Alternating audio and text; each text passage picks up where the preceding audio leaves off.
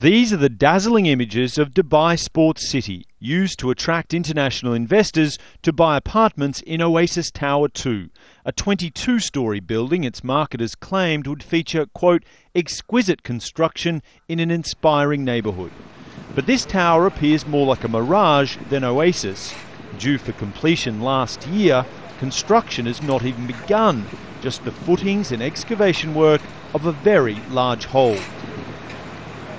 But what's most concerning for investors who've tied up around $170,000 each is this bank statement showing the Oasis Tower 2 escrow account.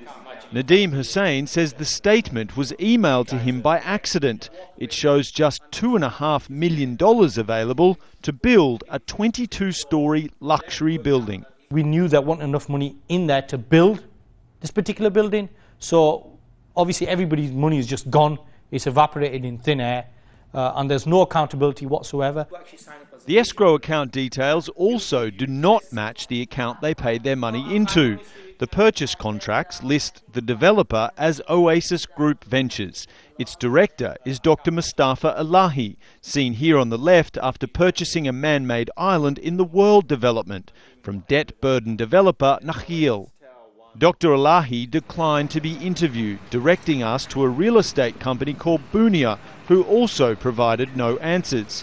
Investors say both companies are trying to use a force majeure clause in the contract to absolve themselves of any compensation or refunds. Force majeure usually refers to an act of God, like a natural disaster. But in these particular contracts, the wording also covers a government authority refusing a building licence. It leaves these investors in legal limbo. Court action, they say, is too expensive. Their only option may be to pay another $50,000 to complete the purchase, or else they'll be in breach of contract and could lose everything. The Oasis Tower situation is not unique. Dozens of frozen projects dot Dubai's skyline, leaving investors with few options. As a general rule, the contracts which were signed during the boom were very, very one-sided contracts indeed. They were presented by developers on a take-it-or-leave-it basis. If you didn't sign the contract, then someone else would. RERA, the real estate watchdog set up by Dubai's government in 2007 to regulate the property industry, is providing little help, according to these aggrieved investors. Government authorities like RERA, they're a toothless tiger. They don't do what they were put together to do, basically. You know, they can't implement anything. They just ignore you, basically.